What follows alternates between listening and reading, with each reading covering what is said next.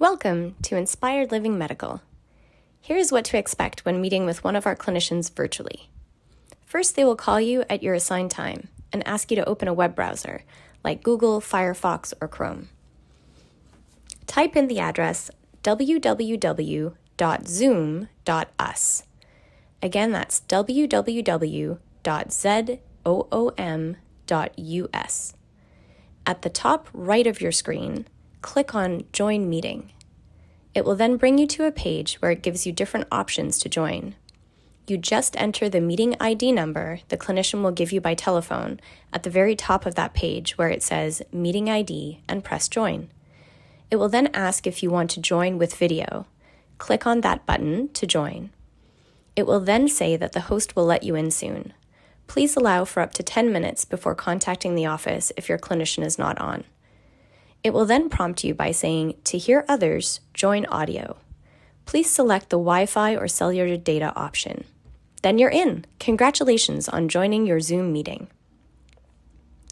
When accessing services virtually, please be advised that your clinician will use reasonable means to protect the security and confidentiality of your information. Our clinic uses Zoom for Healthcare, which is recommended by the Nova Scotia Health Authority.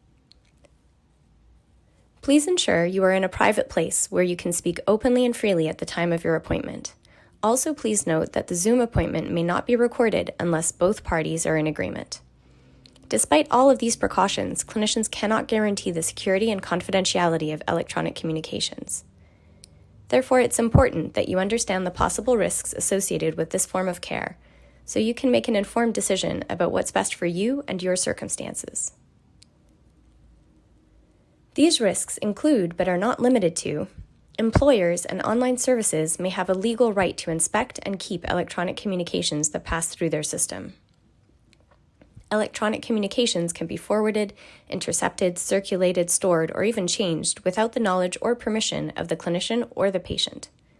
And even after the sender and recipient have deleted copies, backup copies may still exist on the computer. Electronic communications may be disclosed in accordance with a duty to report or a court order. There are a few additional risks if email or text are used. These can more easily be misdirected, resulting in increased risk of being received by an unintended or unknown recipient. It can be easier to falsify information using email or text than handwritten or hard copies. It is not feasible to verify the true identity of the sender, or to ensure that only the recipient can read the message once it's been sent. If you do choose to use e-communication, text or email, please note that these services should not be used for medical emergencies or other time-sensitive matters. For such issues, please call our clinic or present to the nearest ER or urgent care clinic.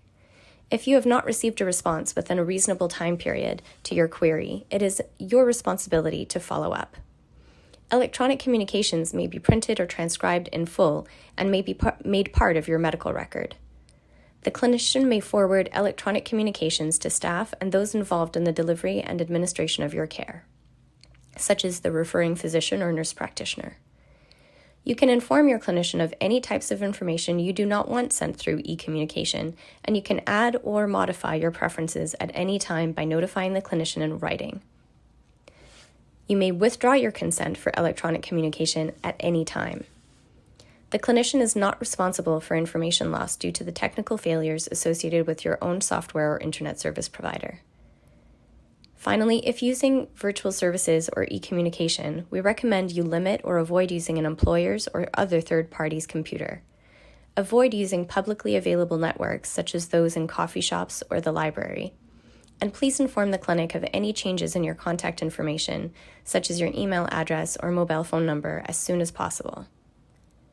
This information is available for you to review again at your leisure on our website at www.inspiredlivingmedical.com under Psychiatry Services and Policies. Have a great day!